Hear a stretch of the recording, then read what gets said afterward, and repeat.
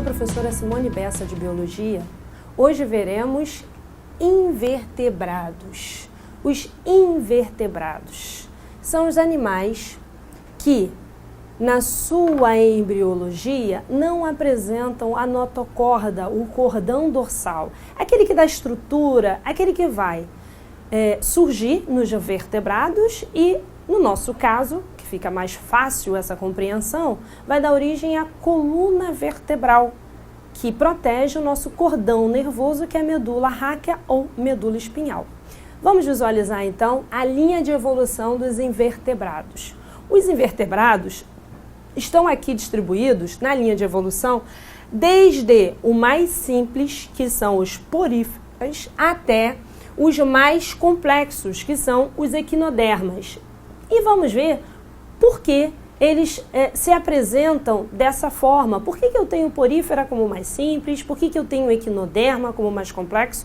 E permeando quais são as diferenças dos outros grupos. Por que eles estão presentes nessa escala, nessa ordenação. Então vamos lá. Nós temos aqui os ancestrais. Nós temos uma aula sobre identidade dos seres vivos. E na identidade dos seres vivos, nós temos também uma escala de complexidade dos seres vivos. E nessa escala, nós temos a relação dos protozoários. Então, nós temos os 5 reinos dos seres vivos. Esses reinos são reino monera, reino protista, reino fungi, reino metafita ou plantae e reino animalia ou metazoa. Então, aqui nós temos os ancestrais protistas. Então, nós estamos percebendo que em relação à escala dos seres vivos, o segundo reino, ok? O segundo reino seria os ancestrais de quem? Dos invertebrados. Porque os outros, nós percebemos que nós temos o último que foi dito, acabei de citar, que são os animais. Em sua maioria, eles são vertebrados, em sua maioria, ok? Enfim, porífera, o nosso primeiro grupo. Olha que interessante, antes do porífera efetivamente estar presente na nossa escala, nós temos aqui o quê? A multicelularidade. O que significa isso? Nós temos um organismo advindo dos protistas, que tem várias células. Ele deixou de ser o quê? Os protistas, eu tenho os unicelulares, e aí eu tenho a multicelularidade. Então, essas células se agruparam. E esse agrupamento e algumas diferenças que nós citamos como diferenciação, algumas diferenças foram surgindo. E aí vamos seguindo a linhazinha. A ausência de tecidos já verdadeiros. Vamos recordar? Tecido é definição de um conjunto de células semelhantes entre si para realizar uma função. Terá uma aula de histologia para a compreensão mais detalhada sobre isso. Enfim, o tecido, essa ausência de tecidos verdadeiros significa o quê? Que essas células elas estão agrupadas, mas elas são quase que idênticas. Então não é um tecido verdadeiro, ok? Leva esse nome de tecido porque eu tenho um grupamento celular. E aí formam os poríferas. Os poríferas são as esponjas do mar. Daqui a pouquinho nós vamos visualizar a ilustração de cada um deles. Após os poríferas, eu tenho aqui uma quebra, uma coisa que me sinaliza que eu tenho antes os poríferos. Após essa quebra da nossa escala, eu tenho alguma coisa que está diferenciando para o surgimento de um novo grupo. Quinidária, ou aqueles exemplos, vamos dizer assim, exemplos fundamentais dos quinidários. Água-viva. Água-viva é um representante do grupo quinidária. E a água-viva dá para realmente ter essa ideia, para quem já teve contato, a ideia da urticância, da queimadura, Então, quinidária tem essa caracterização maior, que são essas células urticantes, vamos ver. E aí nós temos diblásticos, eles são formados por 2 folhetos e simetria radial. O que é uma simetria radial? Você pode cortar mesmo, fazer um corte no integrante do quinidária em qualquer direção. E aí, mesmo em qualquer direção, você vai ter partes iguais. O nosso caso, O nosso caso, a nossa simetria é bilateral. Como? Se você faz o corte exatamente no meio do seu corpo, de um lado um braço, de outro lado outro braço, de um lado a perna, de outro lado outra perna, metade do nariz, metade da boca, um olho fica para cá, um olho para lá, orelha. Então eu tenho na simetria bilateral a possibilidade de apenas um corte em que eu tenho duas metades iguais. Como assim? Se fizer o corte aqui, na altura do pescoço, a metade de cima é igual à metade de baixo? Não. Apenas se eu fizer um corte ao longo, que é definido o corte longitudinal. Já no caso da quinidária, eu posso cortar assim, assim, não importa. De qualquer forma que você fizer o corte, eu tenho a possibilidade de simetria radial, ou seja, eu vou ter duas partes iguais. Seguindo a nossa escala evolutiva, eu já tenho os triplásticos, agora sim a simetria bilateral. Eu só tenho a possibilidade de um corte em que duas metades serão iguais. Quem são esses? Daqui em diante, né? Porque eu tô vendo a simetria radial aqui, ela só vai aparecer novamente aqui no finalzinho, ok? Então, triblástico significa que eles têm 3 folhetos embrionários. Simetria bilateral, apenas um corte é que você terá duas metades iguais. Os plateumintos, eles são vermes de corpo achatado. Então, como ele é achatado, apesar, né, dele ter vir a partir dos diblásticos, dele ter 2 folhetos aqui, um folheto. Unir os dois. Então, o plateuminto, ele vai ter 2 folhetos, mas esses folhetos vão estar unidos, achatado. Ok? E aí eu vou seguindo na minha escala. No caso do nemateuminto, ele é pseudocelomado, tem uma abertura. Celoma é uma cavidade, ok? É uma abertura por dentro. É como se eu não tinha um plateuminto que era achatado, totalmente unido. No nemateuminto vai ocorrer assim, ó, uma aberturazinha, tá vendo? Não necessariamente essa abertura tem efetivamente abertura para o ambiente. Eu posso só aumentar por dentro, ó. Fiz uma abertura, ficou assim, ok? E aí eu tenho o nemateuminto pseudocelomado, porque esse celoma, ele não tá, essa abertura não está completamente formada, mas formou uma cavidade corporal, ok? Ou seja, eu não tenho abertura total, às vezes, dependendo do exemplo, eu não vou ter a abertura anterior, que seria a boca, ou a abertura posterior, que seria o ânus, mas mesmo assim, eu já tenho um espaço entre os folhetos. E vamos seguindo a nossa escala, nós temos os celomados agora, realmente, com as duas aberturas, com boca, com ânus, com cavidade totalmente lá dentro do corpo, o esquizocelado e protostomo. Protostomos é quando a boca se forma primeiro. Então, primeiro se forma a boca, depois o ânus, ok? Molusco são animais de corpo mole. Exemplo de molusco, o caracol é um exemplo, tá? Então, o caracol, ele vai estar presente nesse grupo dos moluscos.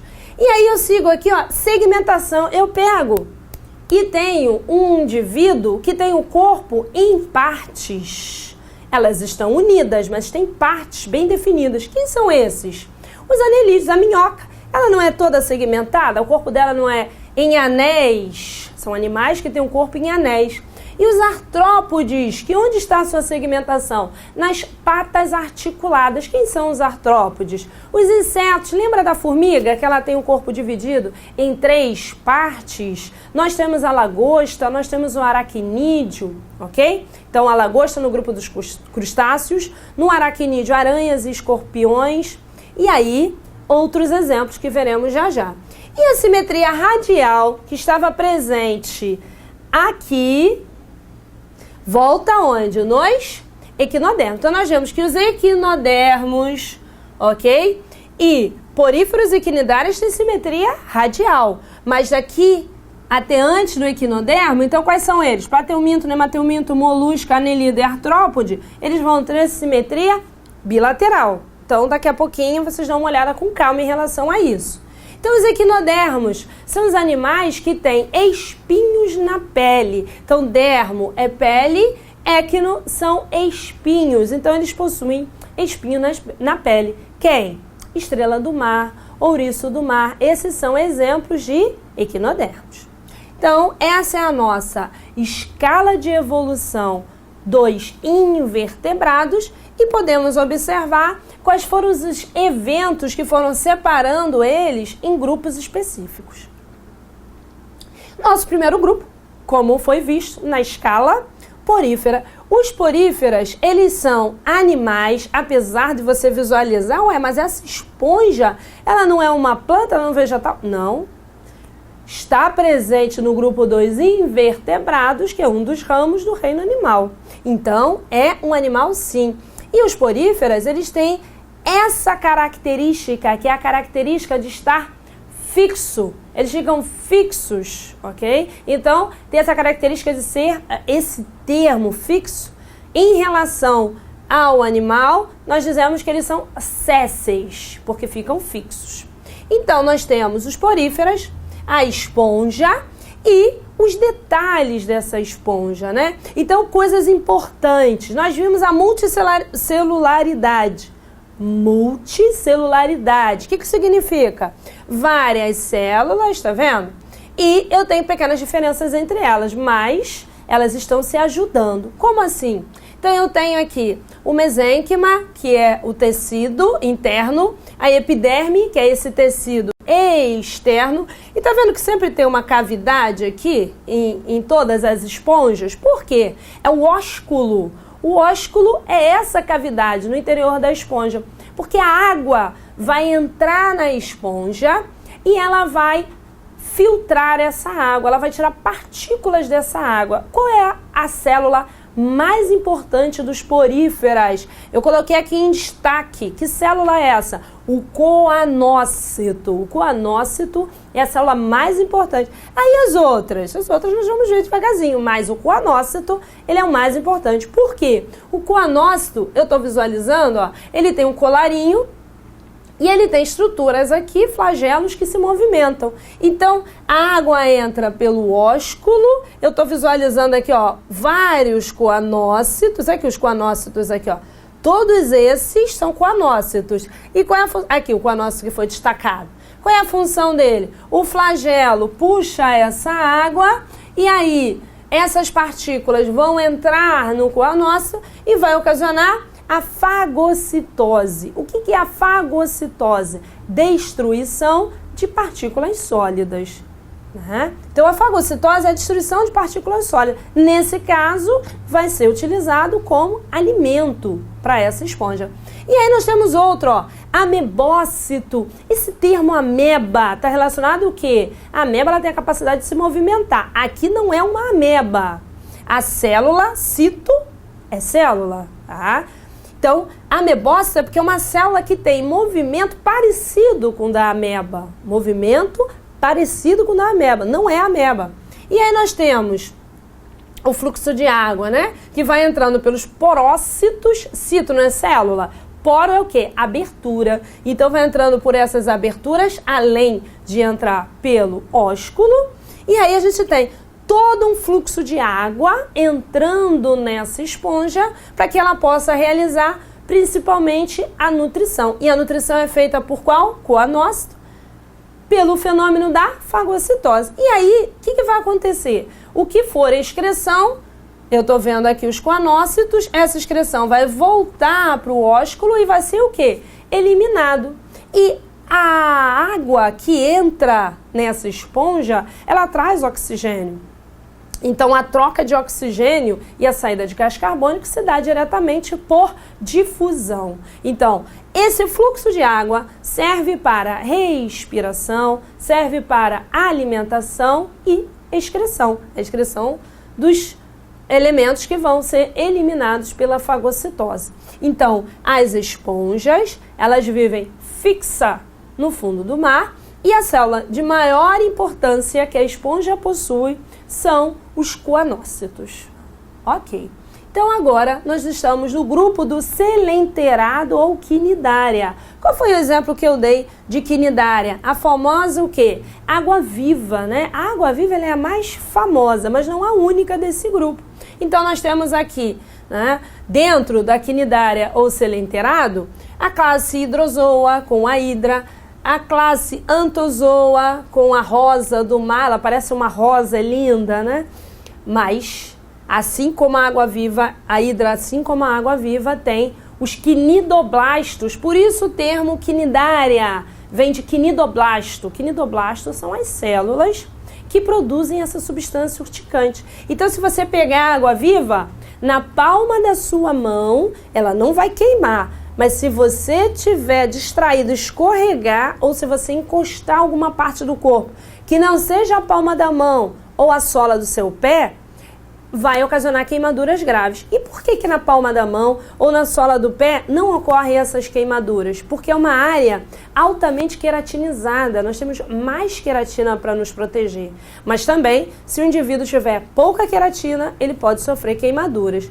E tem que ter muito cuidado, tem regiões que é proibido aos banhistas nadarem numa certa época. Por que é proibido aos banhistas nadarem numa certa época? Porque tá vendo aqui esses fios que vêm aqui?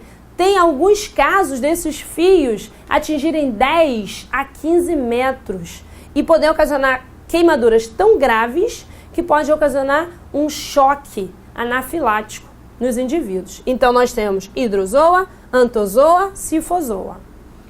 E aí um esquema, né? Um esquema da hidra. Então nós temos aqui gastroderme, não vimos isso em esponjas, por quê? Porque o quinidária já é mais avançado, ele já está mais adaptado, vamos dizer assim, já sofreu transformações e já está apresentando alguma coisa relacionada ao quê? A um estômago primitivo. Então nós temos a gastroderme, que é um tecido que vai trabalhar como estômago primitivo, a epiderme, que é um tecido de superfície, a mesogleia, que é responsável aquela gelatina, a estrutura gelatinosa do quinidária, e de novo, enfatizando, qual é a célula mais importante do quinidária? Quinidoblasto. Então agora estamos no quinidária e quinidoblasto é o mais importante, é o que protege eles dos predadores. E aí nós temos a anêmona. A anêmona aparece principalmente em desenhos, né? Em que os peixinhos ficam aqui. O peixe-palhaço é um exemplo. O corpo do peixe-palhaço é imune ao veneno do quinidoblasto, porque é considerado um veneno, ok? Porque causa queimaduras, intoxica, então é considerado também um veneno. Esse peixe-palhaço, o corpo dele é imune, então ele fica por aqui. Os predadores não atacam ele por conta da anêmona. Há uma relação entre eles de mútuo benefício, ok? E aí nós temos a estrutura, nós já estamos visualizando que existe uma actinofaringe, que é uma estrutura do sistema digestório, uma boca propriamente dita. Então, quanto mais evoluído for o animal, estamos evoluindo, né? Os filamentos gástricos, nós estamos evoluindo, então percebendo que a estrutura gástrica, ela já está mais efetiva. E a quinidária, ela se alimenta de pequenos peixinhos. Então, tem alguns peixes que passam por aqui, ela recolhe, joga aqui dentro e aí já começa a sua digestão. Então, a alimentação dos quinidários já começa numa questão efetivamente carnívora. E aí nós temos a medusa e sua reprodução, porque nós estamos vendo exemplos, né, como um todo. Então, a medusa, que é a água-viva, efetivamente, eu estou vendo ela aqui, ela destaca uma larva plânula, que é uma larva ciliada. O pólipo fica preso, ele é fixo, ele é séssil. E aí daqui vão se destacar algumas éfiras, que são as medusas na idade adulta. Mas vamos ver isso com detalhes. Então vamos lá. Nós temos duas etapas para os quinidários em relação ao seu movimento, ok? Então, o quinidária, ele tem um período que ele fica fixo e um período que fica natante. Alguns quinidários permanecem fixo, como é o caso da hidra. A hidra permanece fixa. Mas as águas vivas, elas fazem esse ciclo em que ela tem um período fixo e um período que ela fica natante, que é o da natação, né? Que ela vai nadando. Então, podemos começar aqui, pelas medusas livres, as águas-vivas livres. Então, percebemos que dela são espermatozoide e da outra sai um óvulo. O que isso significa? Que os sexos são separados, o indivíduo tem sexos separados. E aí, ocorre uma fecundação, formando o zigoto, o embrião aqui em forma de blástula, e desse embrião sai a larva plânula, que é uma larva ciliada. Olha os cílios aqui em volta dela. É uma larva ciliada. Essa larva ciliada busca um local para ela ficar fixa. Esse pólipo vai amadurecendo até chegar a uma etapa que ele consegue o quê? Se destacar. Então, eu tenho essa situação em que medusas ficam livres, que têm os dois sexos, ok? E o pólipo, ele tem essa capacidade, ele fica fixo, ele tem essa capacidade de medusas irem se destacando dele gradativamente. Então, nós vimos a reprodução dos quinidárias. Então, nós fechamos esse bloco.